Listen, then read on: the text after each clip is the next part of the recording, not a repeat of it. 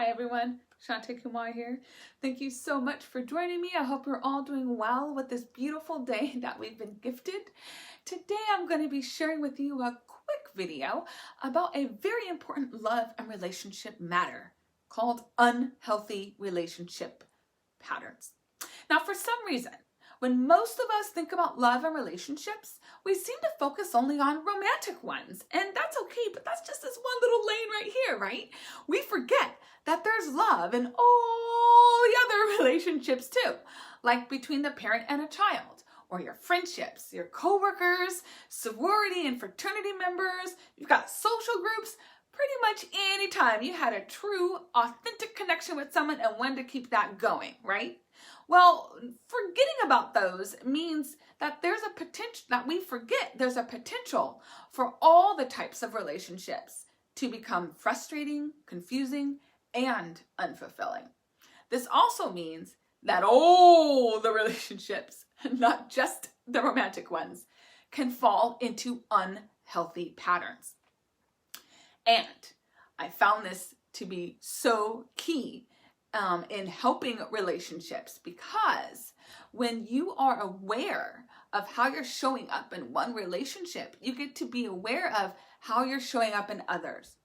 Because let me tell you, how you're doing one thing tends to be how you're doing all the other things, okay? So identifying your unhealthy patterns is a major topic that I covered during my free workshop, The 4 Love Lies Exposed. I was inspired to include this topic because not only does it come up a lot with my clients and my friends and my family, honestly, it came up for me too. Especially last year when I had to take a really deep look at myself when a friend of mine, and we were so close we called each other sister, basically decided to dump me. I had absolutely no reason, I had no idea it was happening. And I'll be honest, I cried for a couple days, y'all. Hey, I was dumped and it didn't feel good, okay? For me, it was unfair. I had no idea what was going on. I had all these feelings and thoughts, but honestly, I tended to focus most of those thoughts on me, what I did or didn't do and how I showed up. And because I did that, I was able to start seeing a pattern in my relationships, especially regarding my friendships. And when I started going into all that, my thoughts wanted to bring me down, y'all. Wanted to tell me I was a horrible person and I'm a terrible friend and I don't deserve nobody, nowhere. I mean, sometimes, let's be honest, our minds can be a bit of a jerk, right? So when you come up across that jerk, whether it's inside or outside, what do? You respond with love.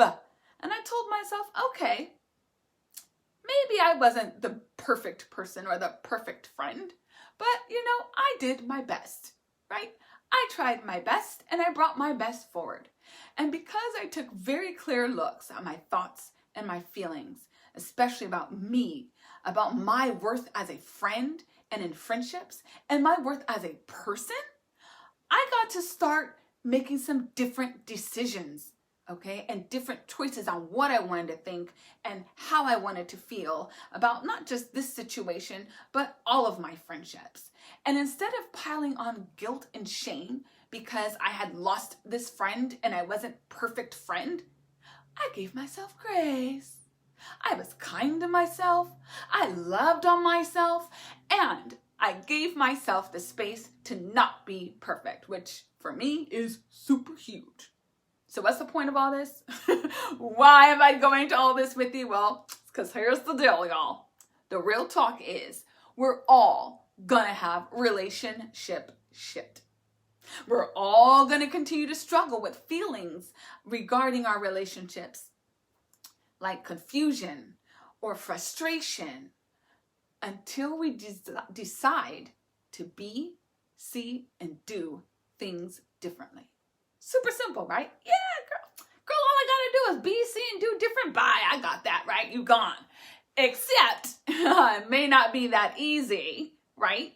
Especially if you've been struggling alone with a whole lot of thoughts, a whole belief system that's keeping you in the areas of feeling unfulfilled. of feeling frustrated, of lacking clarity and direction in your relationships, maybe feeling like you have to walk on eggshells because you might say or do the wrong thing. Maybe you stifle your voice so you can be accepted and fit in. And then you still don't. What the F, right?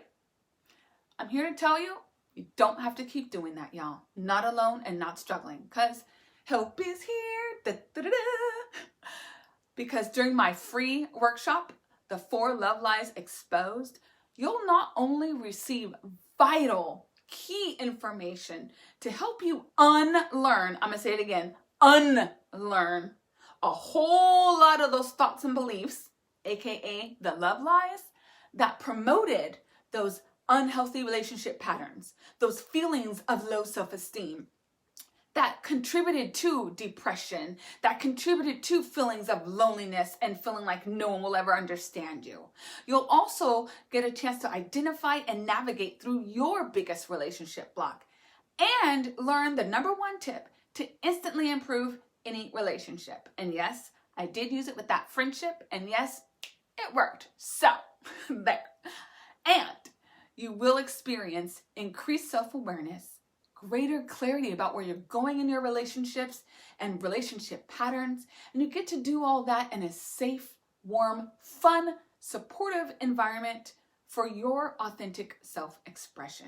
And you get all that during my free workshop on Saturday, February 27th, 2021, 11:30 a.m. Pacific Standard Time and 2:30 p.m. Eastern Standard Time. So click the link for your seat, www.gracefulliving.net. And now look, I know, trust me, I do, that asking for help may not be easy for you. I know it's not for me. But sometimes the hardest thing to do can lead to the best thing that you've ever done for you. You got to invest in yourself. So say yes, boo. You are worth it and you are worthy. So go ahead, click that link, and I will see you at the free Love Lies Exposed workshop, Saturday, February 27th, 11:30 a.m. Pacific Standard Time, 2:30 p.m. Eastern Standard Time. Namaste, my dears.